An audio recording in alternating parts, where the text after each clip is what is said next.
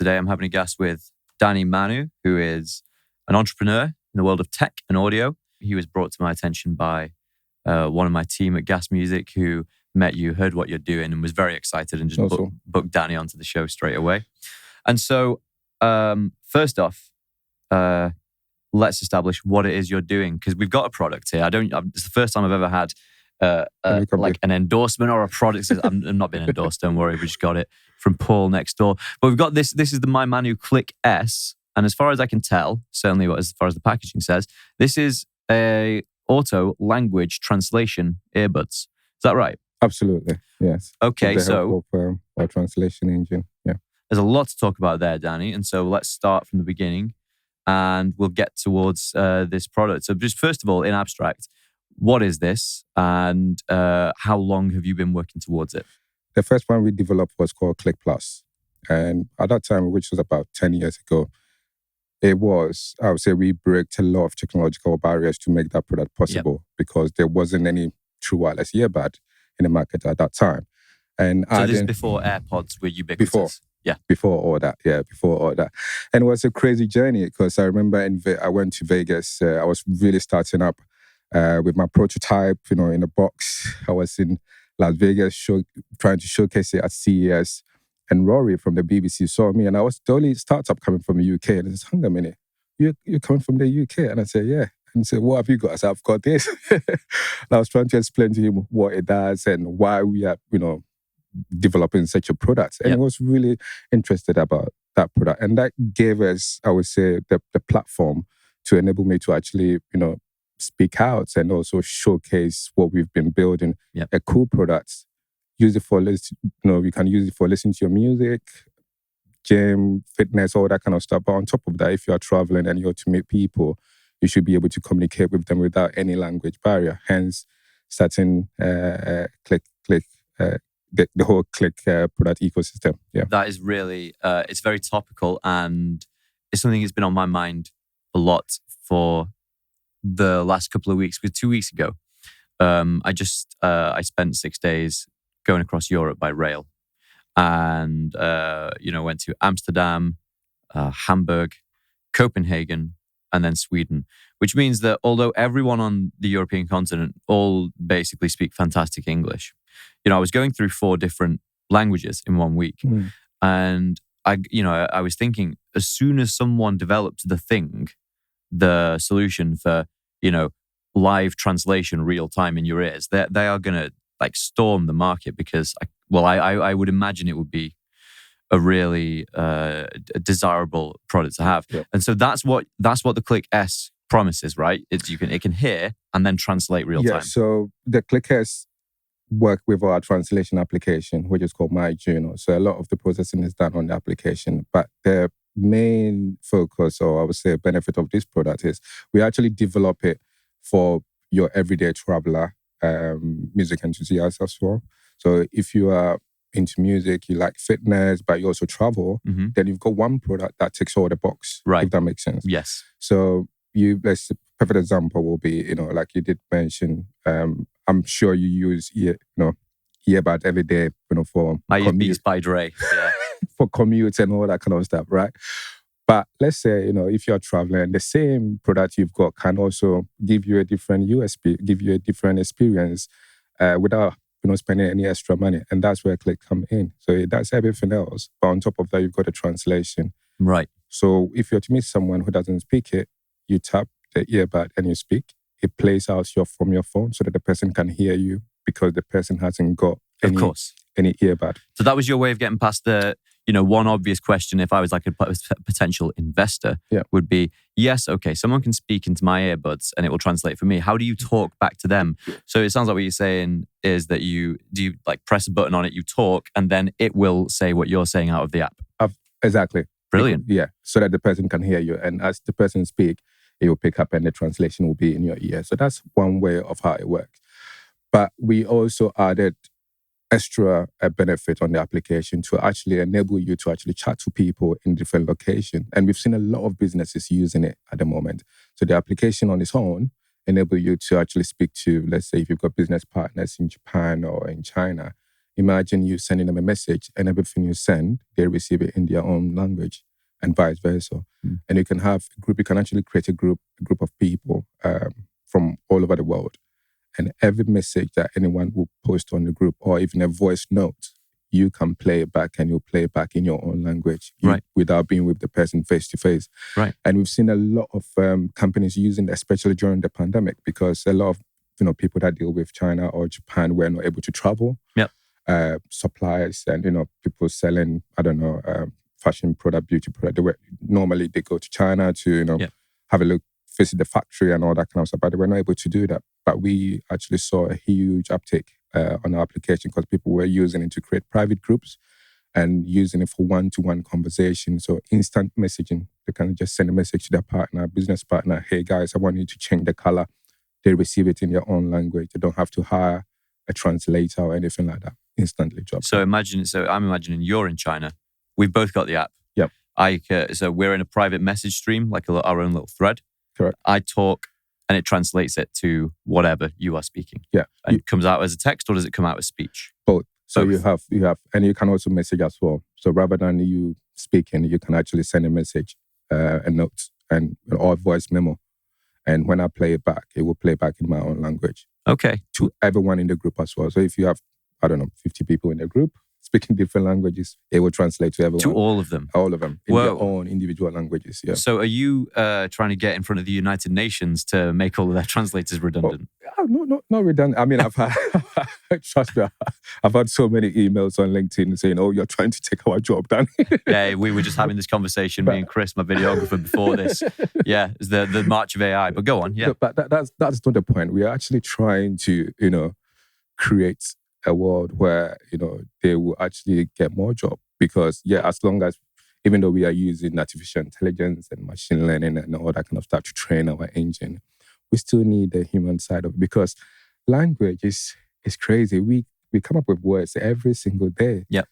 And someone needs to tell the systems, okay, this is a new word. So we utilize human translators. New words and new phraseology, new ways of, patterns of speech go in and out of fashion, don't they? Idioms. Yeah. Absolutely. And also there's a new solution which we've seen, we are about to introduce, which are not, is really going to be used for conferences. So if you've got a big show, a big event happening and you need, let's say, human translator, you don't need a machine. Human translators can actually use our platform and they can do the work regardless of where they are. They can do it from their home, their bedroom, and they can translate to the whole audience. So this will actually, we believe it will open a lot of opportunities for human translators. Yeah. Okay. So you can be at your home and earn money. So we are not taking your business. Hey, it's all good. I'll I'll make sure that we've got some contrary spokesmen for the translation industry. But no, speaking seriously for a moment, that's where the Click S is at now. So let's go back to the start because I want to know, how you got started in life and what pushed you towards this. So, so you mentioned to me off mic that you're from London. So what was the first passion? Are you primarily a tech person? Are you primarily an entrepreneur, or are you an audio person? Where did you start? Yeah, my background mainly come from the media industry, but I was also an aeronautical engineer, and that's why I moved up north. Nautical engineer? Aeronautical. Aerospace. So I did that for 5 years before starting Mymanu, which is the brand. But my background is media. I used to be a record producer. So I had a studio in London. And it's pure passion. So coming up with a brand which is more audio focused is, from a passion for music and engineering, I combined that to come up with something I love, which is, come up with a cool product which ticks the box. Yeah. And starting it. But for the translation side, it was actually from experience. Because as an engineer, we used to go to, there's a big conference in Germany we used to, attend every year. And one of the events, the person actually giving the speech was a German. Yep. And we were all coming from different parts of Europe. We had Italians, we have Spanish people, myself as one of the engineers. And everything was in German. And we were not having any human translators. So we had to actually postpone the whole event. Yeah, it didn't happen. We postponed the whole thing the next day and we had to actually rebook a hotel. and then get, translator. So imagine sitting in a room where the British guys have got their translator, the Italians have got their translator all crammed up, and someone is speaking, the translators translate to all of it. It was a nightmare. Very inefficient process, right? So every we're speaking very fluidly now. Every sentence goes back and forth. So in this situation, it's taking about 2 minutes to get round for and everyone, then back. yeah. Wow. Because we were all coming from different part of Europe. It's not like, it's all coming from England, so we just have one translator. No, it wasn't. It was a small room with a German presenter with multiple people coming from different part of Europe with their own translator. So it wasn't great. And you can imagine this would be useful in somewhere like in the, the Canadian Parliament, where you've got half of the, I might be wrong about the numbers here, but you've got a number of the people speaking in, Canadian French in Quebec, and then you've got sort of the English speakers as well. And I think I've seen it's probably the same in parliaments like the EU and places like this. Everyone's got headsets on all the time.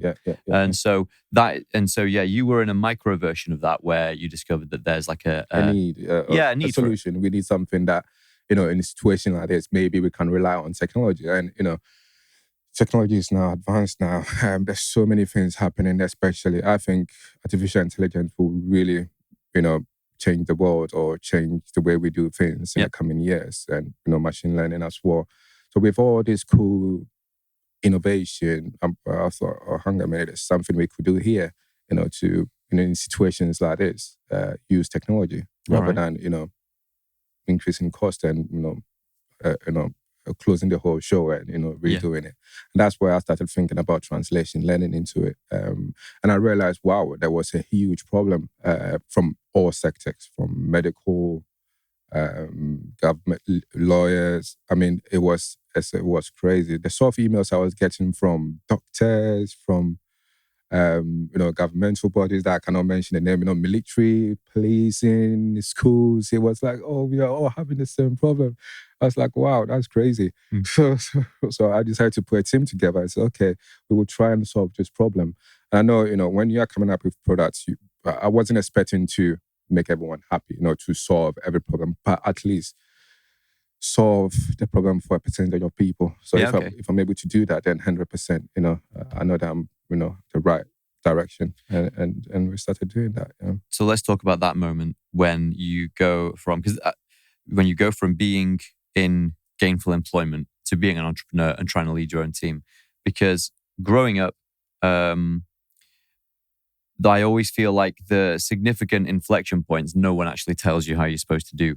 So, I used to want to be, like a rock star, and I'd be like, they always tell you how things went after they got like a record deal, but they never tell you how they actually got the record deal.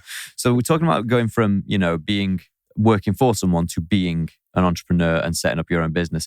How did that go for you? When did you spend some time, working your business as a side hustle while still employed?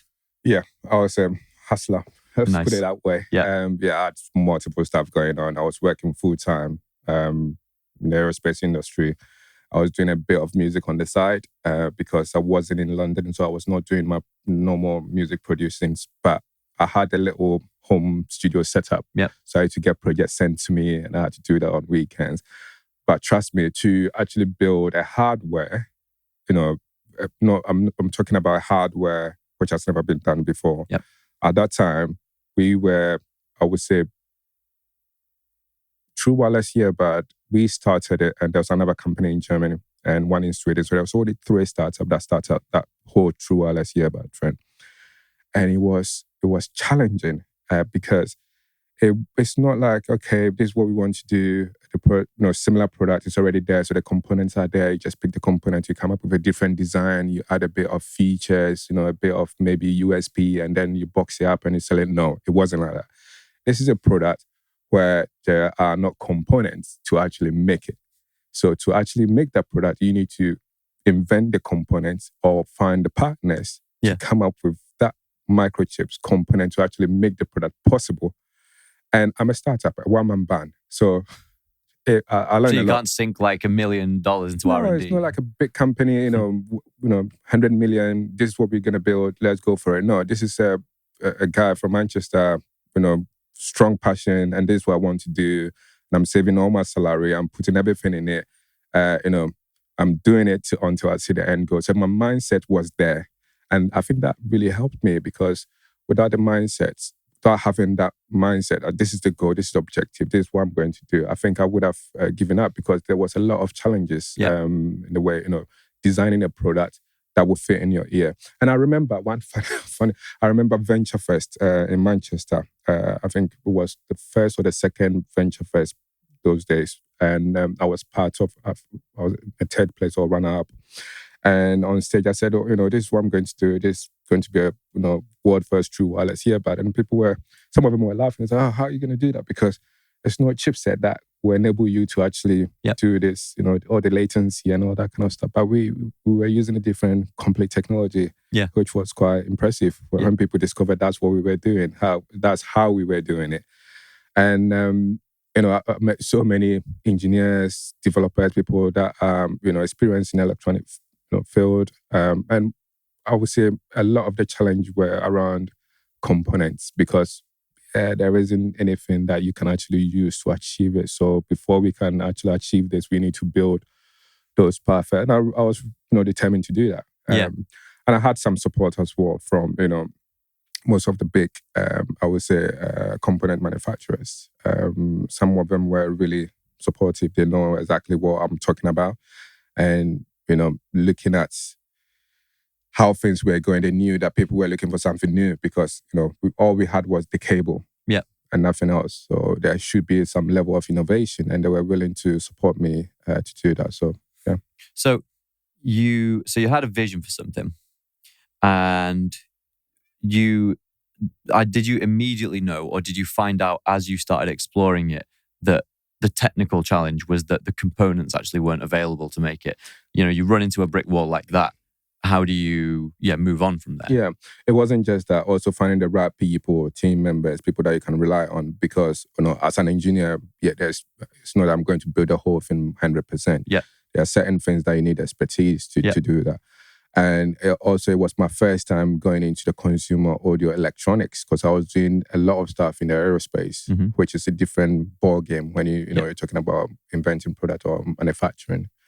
But electronic manufacturing is completely different. So what I did, or the first thing I did was I actually started the brand with a very simple product, which was, I call it it was the first smart speaker, but the reason why I call it that is it was a Bluetooth speaker, which we integrated some key functions which enable you to actually receive your phone calls and make phone calls without your phone with you when you're in the shower. And the reason why I introduced that product was back then there was a trend of people taking their phone in the shower and just listening to music. And then you see on social media people was send a photo, their phone was dropping. Because the phones were not approved. Of course. Yeah. And people were dropping it. So I said, hang on a minute. Why are you taking your phone to the shower? So I want to listen to my music. When I'm in the shower, I want to, have a tune going on. I said, okay, cool. But what if you're able to listen to your music in there and you don't have your phone with you? But, if someone was to say, that would be fantastic. Mm-hmm.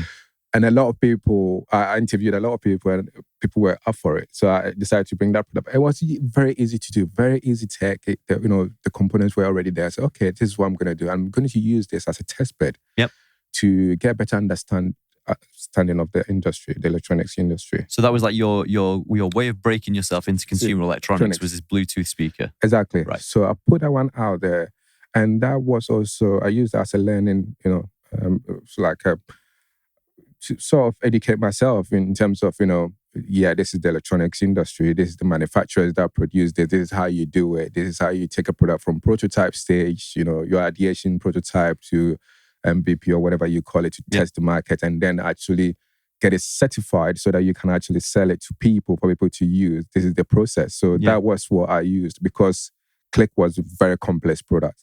So I needed something really small or easy to push out.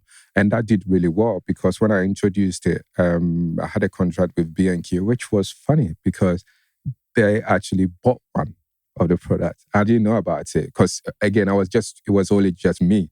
So I introduced this product, posted on social media. I've gone through all the, manufacturing and all that kind of stuff, jazz. And people are sharing it on social media. People are buying it, using it, sticking it everywhere, in their showers. And I didn't know that they bought one. So then they called me and said, "Oh, do you mind having a meeting?" I said, "Okay." 10 up, I showed up. And we had a very interesting conversation. So we've seen your product and we really like it. So I asked them, "Do you want me to send you?" I said, "No, we've already got one and we've tested it and we really like it." So I said, "Oh, wow, that's fantastic." So they said, "Well, we want it in our stores." It was really easy. That was, honestly, normally you finish a product and you have to struggle And to you have get to people. beat the door down of these retailers to say, "Sell my stuff." This time it was really straightforward. Wow. I didn't have to do that. But I was still a one-man band. Yeah. But so they said, "Yeah, this is what we want in this store. So, we're talking about significant quantities. Are you able to do that?" And I said, "Yes, I will be able to do that." So I walk out and I said, "Shit. How are we going to do this? Because you need to now start a big production line, right? Exactly. Right. You need to produce it. You need to get FSDUs. That was the first time I've heard something called FSDU, which is the display unit. The unique display units. FSDU. The unique display units in stores.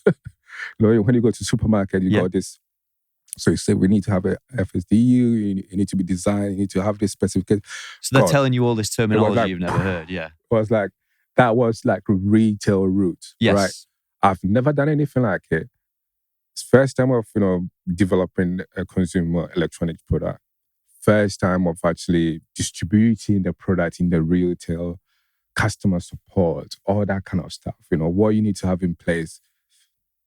Never done it before. Yeah. It was the first time, and I said yes to it. Yes. I didn't have a team, and I was still a one-man band. Funny, but the mindset and the determination was really, I think, was the driver. This is something that comes up a lot when I'm having these conversations, because I always do try and get a bit out of my guests to give advice to people who are coming up who want to be able to do the things that my guests do. And one of the consistent pieces of advice is, first of all, like, say yes to everything. Yeah. When you get an opportunity, go for it. Figure out how you're going to do it.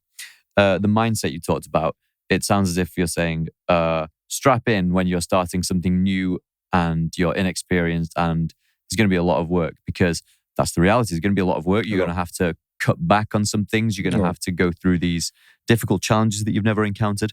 But so having that mindset and by pushing through the challenges and just believing that you would do it, you managed to get onto the production, like a preferred supplier of one of the big retailers in the UK. And like you said, normally you'd have to hire a sales director to do that, and they would have to be pitching, selling products, going after them. Yeah. So you were really fortunate that someone in the B&Q team found your product and brought it to them and said, 100%. Wow. 100%. Okay, so let's briefly talk about how you get the product made, because I am just a consumer, where as far as electronics is concerned, and most people are. If you tell me, something like if you're talking about something like a Bluetooth speaker, I would assume that, I don't know, you design and make everything inside it yourself or whatever. What do you have to do? You said all the components were already there. Do you have to ring up manufacturers and say, I'm looking for this many units of this component, and do you have to strike deals like that? How does it work? So with that, we did a lot of the development in Manchester, especially for the Bluetooth speaker, because the components were there. So we had a little prototyping studio in Manchester. And I worked with a company called, I can't remember their name now. They are somewhere in Oldham. But they were electronic engineers. They're really niche, small company. So they were able to support, a one-man band. Let's put it that way. So I approached them and said, "Guys, this is what I want to do. This is my expertise. This is my experience. This is what I can build up to. This bit here, I have no idea how to do that. Put everything on PCBA.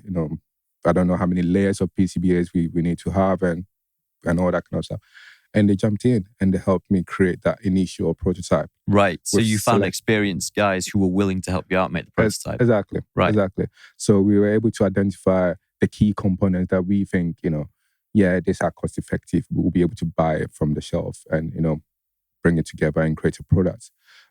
But that is one stage. Now, going into manufacturing, I realized it was completely we had to change a lot of things, because it's coming up with a prototype is easy. If you know what you are doing, you can build it. But manufacturing is completely different as well. You need to, sometimes things that you are able to develop or produce, during the prototype stage, you will not be able to mass produce it during the manufacturing process. Right. The reason being is some of the manufacturing process involve, people actually assembling the parts. And so if the product is very complex or it's not designed properly to make it easy to assemble, instead of you producing, let's say, 200 pieces a day, you end up producing, let's say, two Wow. a day, because it would take time for people to actually put this stuff together. So you actually need to be ingenious in how you design it so that it's easy to assemble. Otherwise, you'll just have a really slow production line. Yes, this is why sometimes you see product and say, "Oh, why did they design it that way?" It's just, it says simplicity is not simple. It's not. It's not. You have to. There's quite a lot of work involved in product design. You really need to think through. The look and feel is different, but to actually make it is also something else. You can have a very fantastic product, beautiful prototype, but the reality is it cannot be produced. You can't produce it at scale. On a scale, exactly. Right. So you have to have all that in place. So when we went to the manufacturing, we were, at the manufacturing stage, our manufacturer was also very helpful as well. They were able to recommend some components that we can use that were locally sourced, so we don't have to import them in, to pay high taxes and all that kind of stuff, so we can get it locally.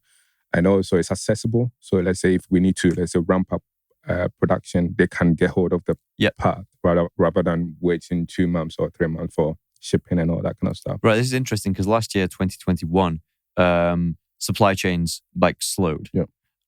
And I, as I said, only a consumer. I just order things and see, it's going to be 12 weeks instead of 2. What's going on?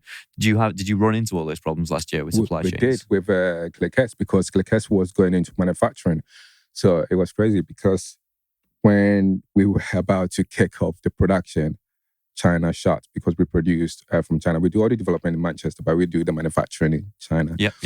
And the reason why we do that as well, which I think maybe it might be helpful for our listeners, is a lot of the component manufacturers have got their factory in China. So it makes it makes sense to actually produce there because you're able to get the product or the component directly from their own factories. Yeah, so they're very close to each other. It makes it efficient. Exactly, rather than importing it from China into Europe and produce. I'm just hoping that in future we might be able to find semiconductors or similar companies that produce it in Europe. I actually didn't know this until I saw a former Conservative MP and Minister, Rory Stewart. I saw him speaking in Buxton. And he said, and we may not be exact on the numbers here, but something like 50% of semiconductors are made in Taiwan. Yeah, Taiwan is the leading. Yeah. So it's that is obviously a point of failure. If anything happens over there, there's nowhere else in the world that has such a large share of the semiconductor market. Not that I'm aware of. Yes, Taiwan. Yeah, and Taiwan is close to China, and a lot of other components are also produced in China as well. So it was at that time. It just makes sense. Yeah, of course. Also, coming from a background where I've not been given millions of money to start up with, I have to sort of go to my piggy bank and look at what I've got saved. Yeah. That brings me on to something I was really interested to ask you about, which is, so we don't like to plug other people's products when you're showing a product, but obviously no one can avoid the ubiquity of the iPhone. Yeah, and you were talking about the fact that you often have to make a compromise between user experience and what is actually possible to produce at scale. Yeah. So as a product developer, does that give you a particular admiration for something like the iPhone, where it's really simple to use, it looks beautiful in its design, and they appear to be able to produce it at scale? Is that a very difficult Venn diagram to hit? Not in the 21st. No, I don't think it'll be difficult to hit. You can hit that if you have the right partners, 100%. I think the difficult part is having, the people, the team to actually, come up with it. Because a lot of the products we develop, we announced a product last year in Las Vegas, which is the world first 4G eSIM enabling headsets, which is the first product. We are the first company to introduce it. And just to give you an example, that one, when we were developing it, it's almost been 5 years in R&D. And is a product that we had to make a lot of changes to make it, to create a very strong user-friendly product. Yes. Simply because, and one of the main key things we identified was, I noticed that I need to challenge the engineering team. So some of them, they are used to, some of the team or the members we had were used to, following the same process. I say, this is a battery, this is how the size it should be, and this is where it should go. So as an inventor or as an engineer, I have to say, okay, yeah, that is the standard. But what if we make it smaller? And they would say, yeah, but we will lose a lot of parts. Okay, that's where innovation comes in. So how can we make this battery smaller but still maintain the same capacity? And this open up R&D, and we get a battery company involved, and we open a whole R&D process. Then we go into. So you need people like that in the team, and I think Apple have got that, and all the big companies, they've got this, intelligent people, smart people to come on board and says, okay, it's not possible to create a product like that, but if we were to change all these components, we might be able to achieve and create a very nice product. But to do that, there's going to be a lot of money spent. Yes. And they have the money to do that. So now it's possible. There is a lot of manufacturers that will support you to do that if they know that you'll be able to produce more, or if you've got money to pay. Because at the end of the day, the big in the manufacturing world, it's all about numbers. That's one thing I've realized. So if the numbers are big, it's good for them. You cannot set up a whole production line and just producing, let's say, only 500 products, because setting up a production line is quite a lot of work. You need to put stages in the assembling process, testing, and all that kind of stuff. It costs a lot of money to do. So Apple, they've done a great work, and I know a lot of people are doing that as well. And it's taken 40 years, of course, to become what it is now. Exactly. And there's a lot of bumps in the road on the way. But it's interesting, definitely, to hear your perspective there, because a lot of people start businesses thinking in order to become rich. And I don't think people appreciate enough that starting a business actually means spending way more money than you ever thought you'd have to spend to get the thing off the ground. And time. And you become old while you're doing it. Sacrifice. but you might be able to get rich if you give people something that they want, something that they need, something that makes their life easier and better. And so let's talk about, have you got IP on this product? We've got some IP on our technology, especially the software and part of the hardware. But the latest product, Titan is fully over 158 patents on the 4G headset. Oh, wow. Yeah. It's very interesting products, and I can't wait for you guys to see it next year. This is Titan? This is Titan. We don't have a prototype of Titan yet. Yeah. So that will be available. We unveiled it last year in Vegas, but this year, next year, actually, January, it will be available. But that's fantastic products. Looking forward to it. I was going to say seeing it, but I suppose hearing it is the better way of describing it. It's a very inclusive product. It's a product that we got a lot of partners involved. We actually, we had a chat with a lot of people just to understand the challenges people are having. What can we do to make it? It's not just creating product because, we want to show that, we are a small company that is really innovative and we can come up with cool technology and, we can write amazing codes and stuff like that. No, it wasn't about that with Titan. Yes, we can do all that, but it was more of what can we do to, improve your life? Yep. What can we do to make, your life better using technology or using based on what we've already done? And that gave us a lot of insight in terms of what people are really looking for. Yeah. So I'm really excited about it, and I can't wait for it to be ready. Well, we'll have to talk again when Titan comes out. But in the meantime, a few more things on the Click S. You mentioned when you came in, that your schedule is very, very, very busy, and you're traveling a lot. Are you at the moment trying to raise investor interest here and trying to get investment to scale up the production of the product, or? Yeah, at the moment, CEH, we are really growing. We are expanding a lot. And, to be able to do that, to meet demand and production, you need a lot of money to do that as well. So, this year we are trying to do our first fundraise. We've never done a fundraise before. The company has been self-funded. A lot of our all the R&D, everything is all self-funded, which is very good, fantastic for a hardware and a software company to achieve. So we've just opened it, and we are hoping to close it by the end of the year of January.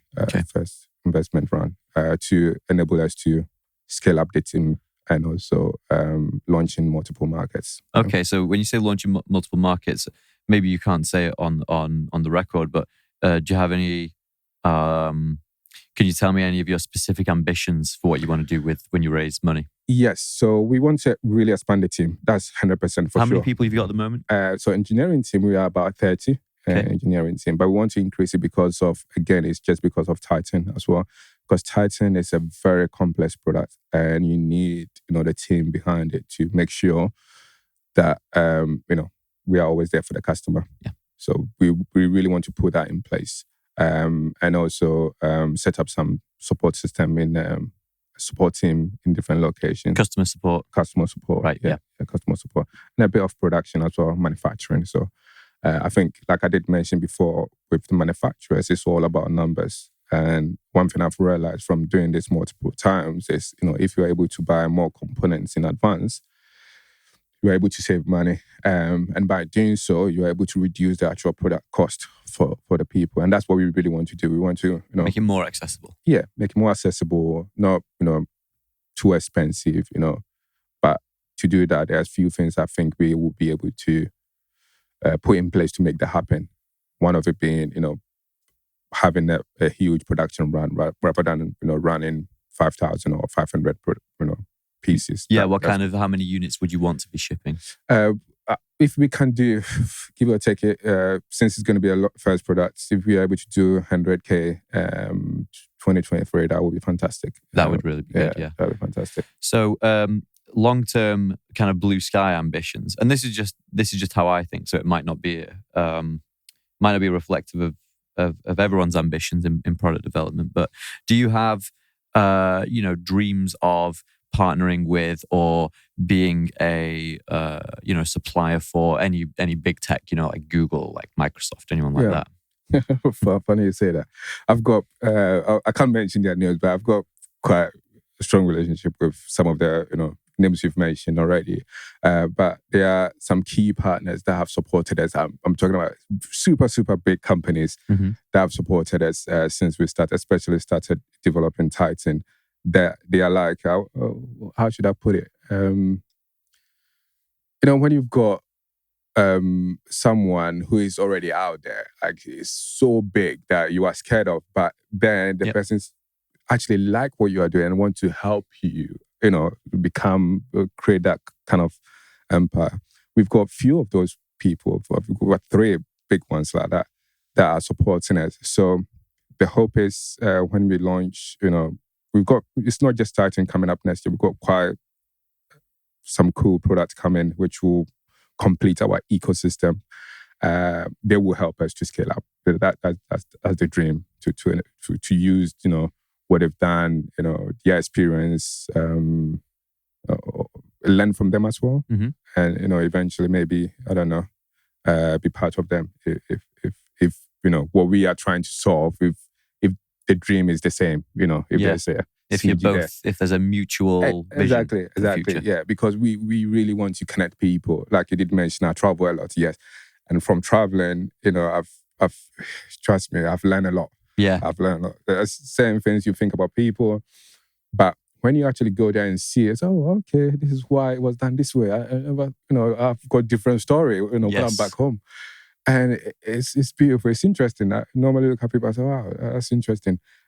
But we don't know it because there's always the language barrier or there's no way of connecting. I mean, we have social media and all that kind of stuff, great. But there isn't any, having a conversation with you. Let's say if you are, Japanese, we wouldn't be able to have, a full-on conversation like this, right? Yeah. But what if that language barrier is out? We've crossed that out and, we can express ourselves properly. Yeah. You get to know a bit more about, English culture, and I'll get to know more about what Japanese do and all that kind of stuff. I'll be able to learn more. It's really interesting. There's a very famous chap from the Netherlands called Wim Hof. He's sort of well known for almost being a bit of a kind of spiritually led daredevil. You know, he does all this cold water exposure, climbing up mountains, just wearing swim shorts and doing all this crazy stuff. I think I've seen him. Yeah. Now he speaks, English is his second language, and he speaks very enthusiastically and like with this really big gestures and stuff. But I saw a YouTube comment saying it's a shame you can't hear him speaking in Dutch, because when he's speaking in his native language, he sounds more lucid, more coherent. He sounds more like a very highly educated person. And in English, that he doesn't come quite across that way, because obviously there are certain nuances and idioms that you can't know or use as fluidly.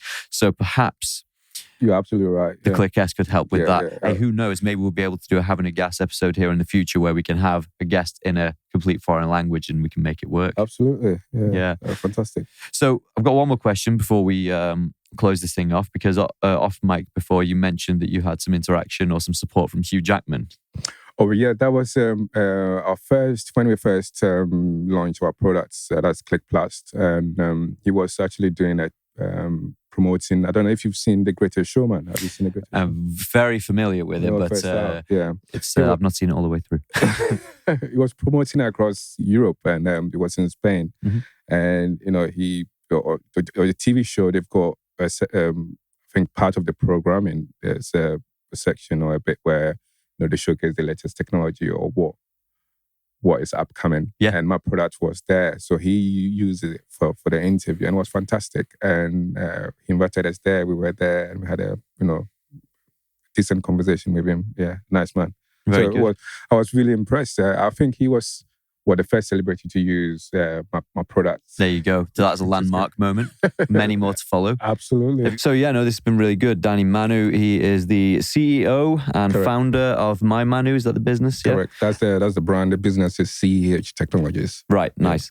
And so let's just give it one more plug. This is the Click S automatic translation earbuds, as well as just great wireless headphones for music and for all other things. What's it retailing at the moment? At the moment, it's £129. In dollars is $179. We normally trade in dollars. Yeah. Okay. Yeah. And available from the website, or is it available on other digital stores? Available on our websites, Amazon, Selfridges, Best Buy, pretty much everywhere. Excellent stuff. Hey, well, I wish you all the success in the future, Danny. Thank you. Very exciting times. Thank you for talking to me. Thank you.